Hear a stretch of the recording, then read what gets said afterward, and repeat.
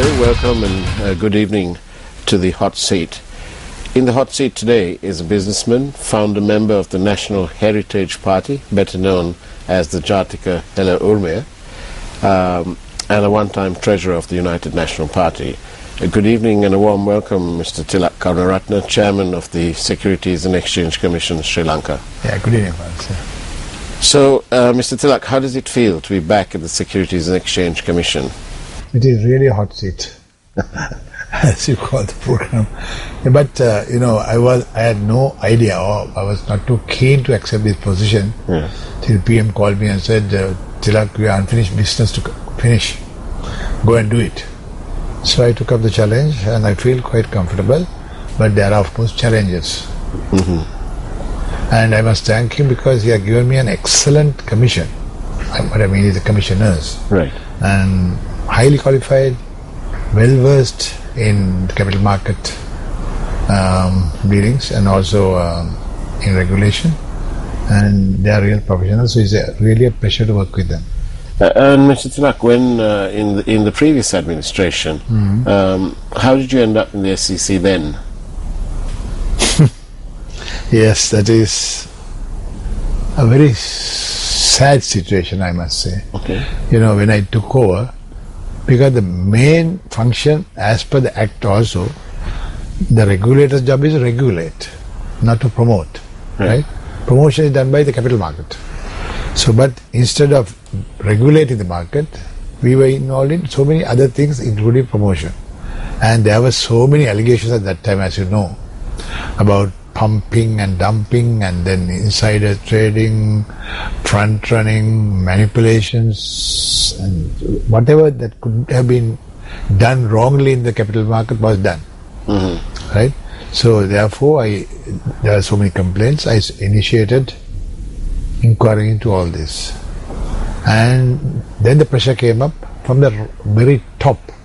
When you mean the top, who is the top? The president himself, nobody else. So he's the one who headhunted you in the first place? Absolutely.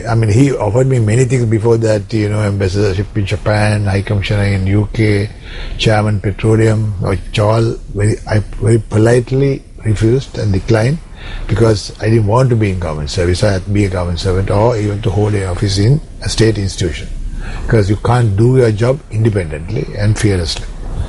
But then finally he said, "You can't say no to everything except this. I know that you are also an investor in the capital market. You know what is happening there. So take up the challenge." I said, "Yes, I will, on two conditions. One is I will do a completely honorary job. No salary, no car, no fuel, no mobile phone, nothing. I will use my own resources. Two, more importantly, no interference from anybody." He said, "Yes, I am the one who is appointing you, so who is going to interfere with you?" So I said, "Fine," I went and sat there. But when I went into these investigations and started,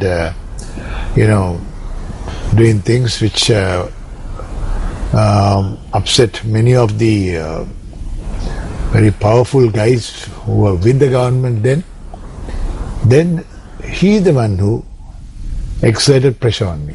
And every time we started on something, "Tilak, why are you doing that? Why are you investigating that person?"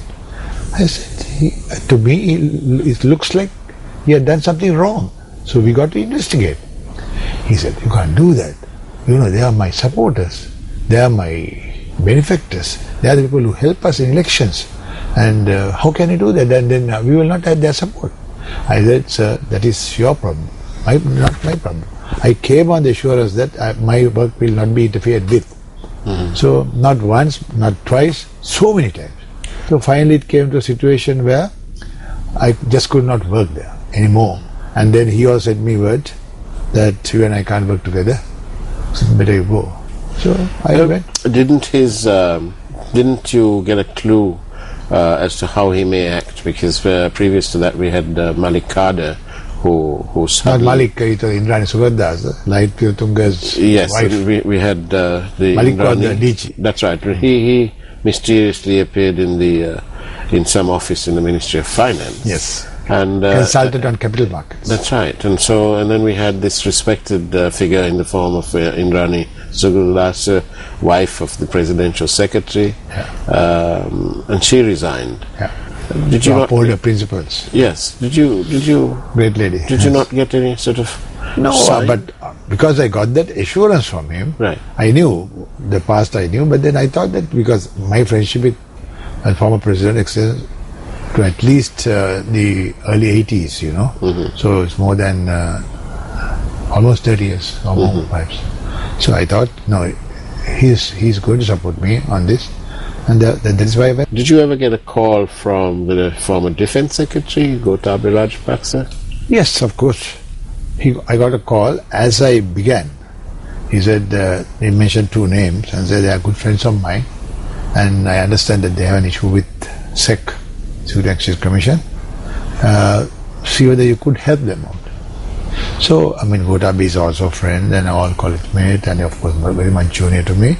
So I said, so send them along. I'll have a chat with them and see whether I can help. So they came and saw me, spent a couple of hours with me, and I said, I will see. I will investigate and see how best I can do this. But I said, I am not going to sacrifice my principles. I am not going to sacrifice my mandate, and I will do your job. And if you don't fall within the gambit of those, okay. Otherwise, I'll have to take you to task. I was very clear in my thoughts and words, both. And so they went back. They went back? Were you able to help them? No, not. I was not able to help them, and I shouldn't have helped them also. Right. But they were beyond help then? They were beyond help, but unfortunately they got scot-free. Right.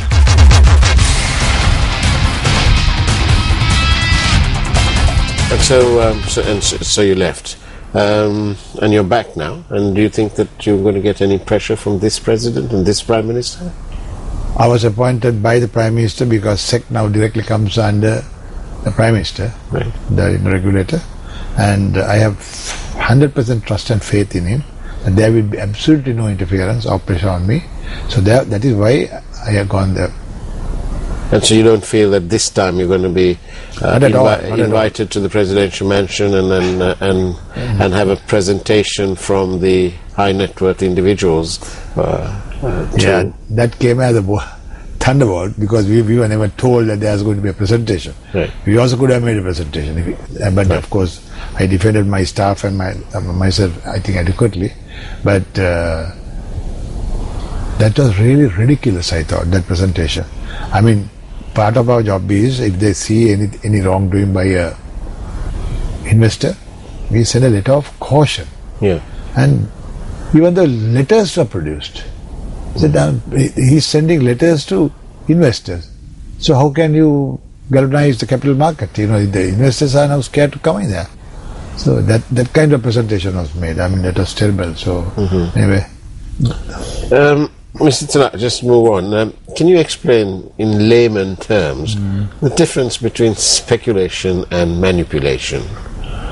Well, speculation is really that you do not have any inside information as such. Right. But if you follow the market and then you feel that a counter may go up, then you speculate, and that's a gamble. Right. Take a risk, and then go and invest. But manipulation is knowingly that you send a counter up, and then exit at the right time, making a huge profit. Okay. And usually the people who get caught out are innocent, ignorant, and relatively poor investors. Right. So you've arrived here now, and your remit is to do what at the SEC? To regulate, mainly. Okay. As you see it now, is it a safe place to put your money in, with a bit of risk perhaps? But I don't want to comment on the capital market, Faraz, because that is not my mandate or my issue. Right. My job is to see that the market is properly regulated, not over-regulated. That's very important. Properly regulated, so that investors will have confidence in going there and investing. and that we can't totally eliminate manipulations and all the other wrongdoings in the market, but minimize them as much as possible, and that is my job. I don't want to mention particular stocks or names, just to be fair, but in 2012 there was a company, a relatively small company, that entered the market at say 200 rupees.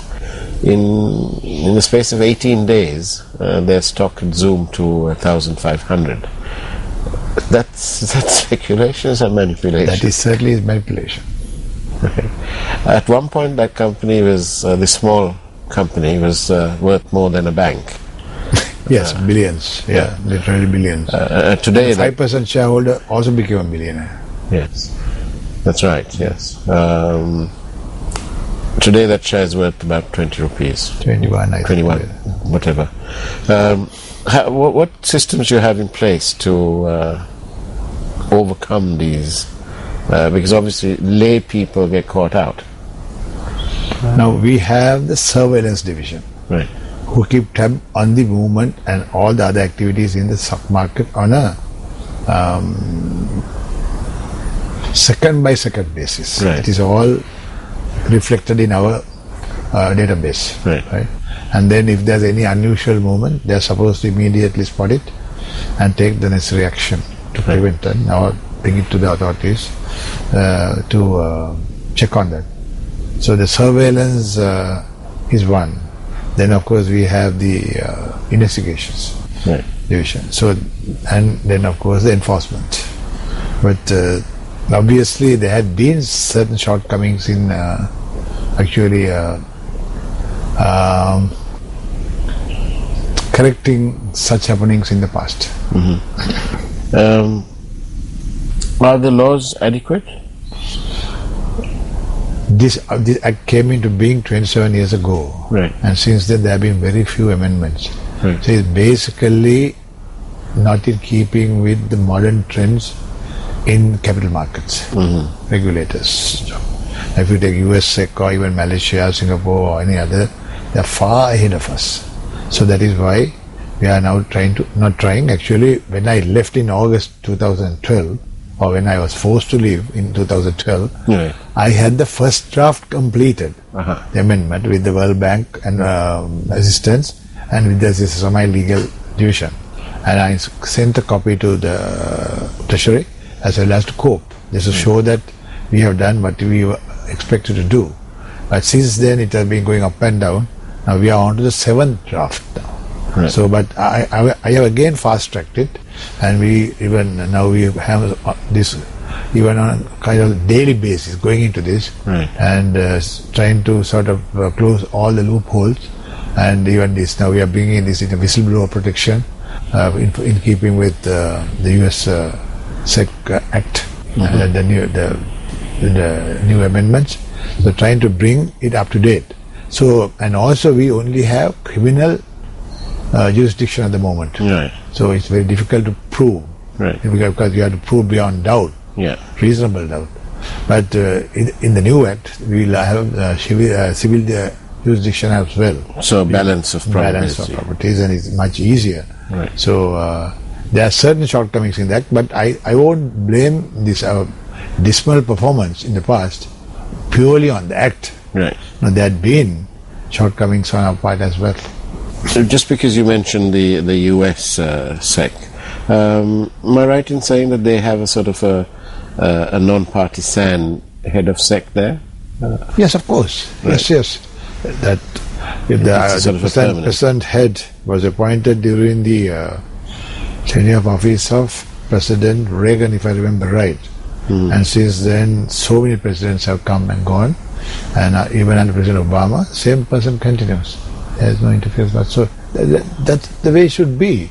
The actual SEC must have total independence, like any other, independent body. Do you see that on the horizon in Sri Lanka? With the new act, or the amendments we have proposed, will give us a lot of independence. Yes. What plans you have then to let the market? You said we don't want to over-regulate, Definitely. So are there enough regulations in place? No, I don't think so. There's so much to do. So that is what that we are working on with this these amendments to the Act. Yeah. And also bring some sanity to the market by minimizing, as I said earlier, all those manipulations and the rest of it. Yeah.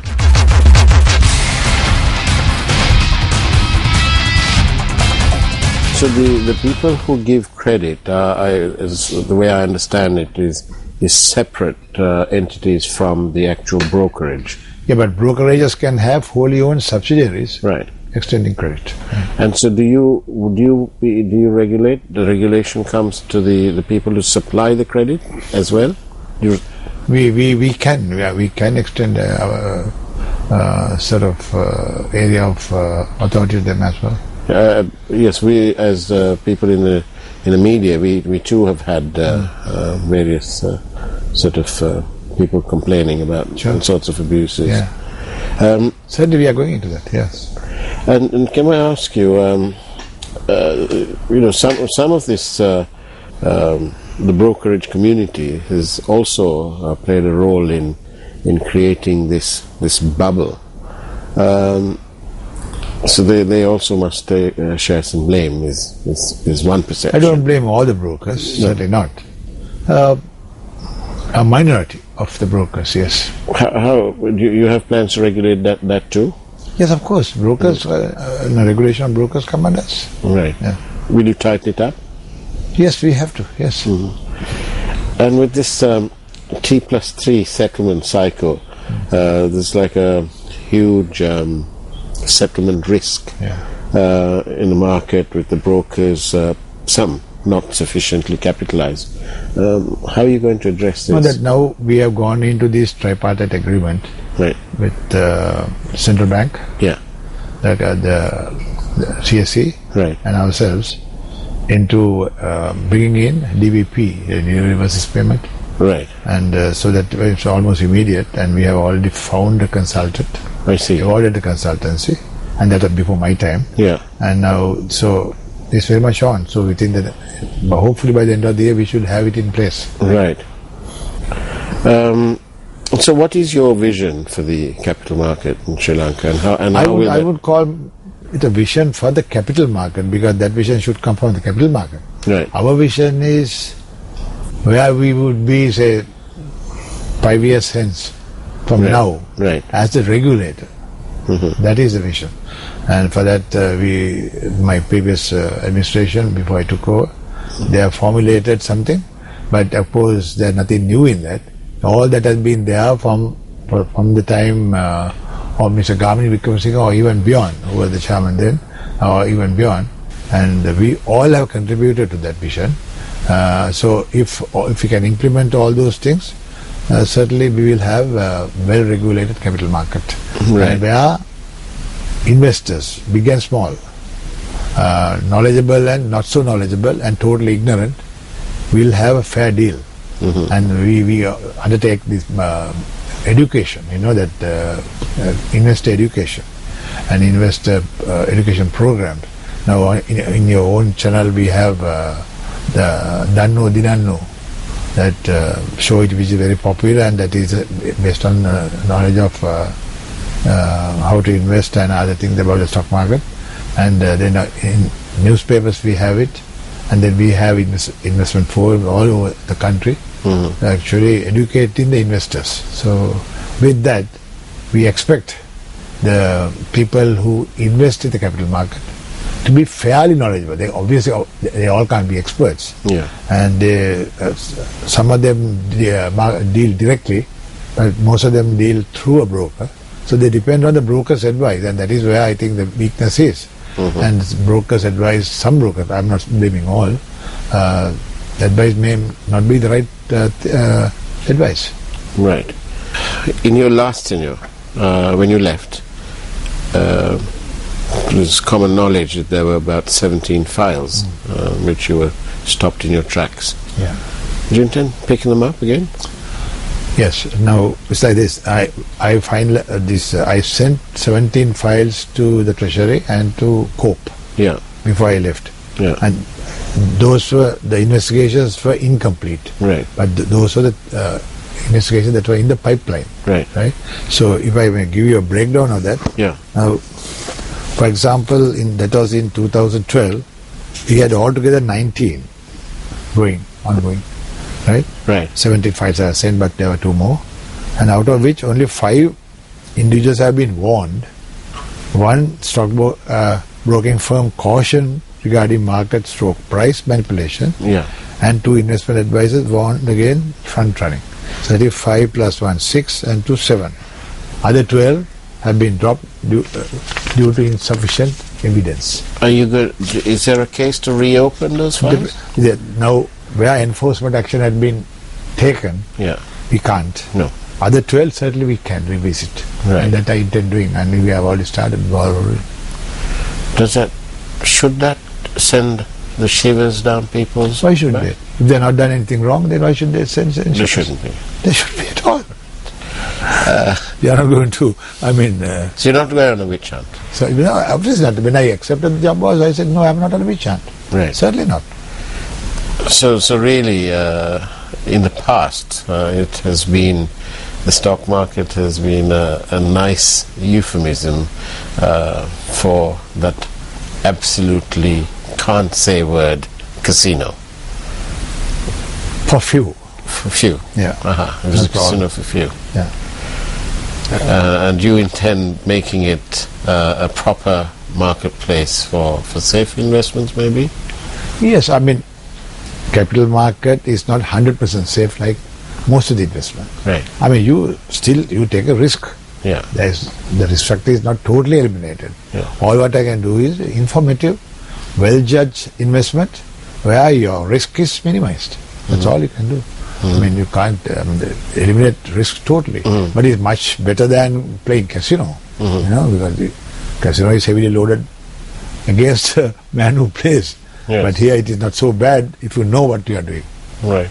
I want to ask you, when banks lend monies against shares and have liens on them, some high net worth individuals and companies and so on appear to have borrowed at the peak when the shares were really high. Now we have a situation where those shares have settled at more realistic levels. Doesn't this place the banks at risk? But most of the banks are foreclosed on their investments. They have taken the money because they have usually lend only 50% of the value. Right. Not more than that usually. Maybe in a very special case they may lend a little more depending on the investor himself. Right. How good he is. His credentials. Usually only 50%, so bank is not at that much risk. But when the shares started coming down, most of the banks sold and got their money. So I don't think there is such a systemic risk as to the bank at the moment. And do you think there are any systemic problems in this regulation that you got towards it? Systemic? Not really, no. I wouldn't say no. But there are weaknesses in the system. So that those are things that we are trying to correct and plug. Right. So eventually, the stock exchange is not a casino, and wouldn't have to pay this 1 billion tax on that all casinos have to pay now. Not at all. The profit you make in the stock exchange is free of tax. Right. So there is no tax on that. That's been about one advantage you have. What you make in the stock market is free of tax. And there's no bubble. So can the investing public say, our money might be safe now? Well, to a point. I wouldn't say with 100% confidence, but fair confidence I would say yes. That market is behaving in a very what shall I say? as expected, there are ups and downs, of course, but there is no bubbles as such now. I don't know if you can really answer this one, but maybe just the last question. We are in 100-day, sort of an interim, almost interim government. Is your work also going to be stymied in a way inside this 100 days? I'm not thinking about the 100 days. I'm doing my job. Right. Whether it's 100 days or 1,000 days or whatever. Yeah. But what is given to me, I will do to the best of my ability. So I'm not looking at the time frame at all. Mr. Tilak Karunarathna, it's been an absolute pleasure having you on the show in the hot seat, and we hope that the current president and the prime minister will not be making any influential calls on you. Not at all. I'm 100% confident on that, and thank you very much for having me here. Thank you for being on the show. Thanks. Thank you.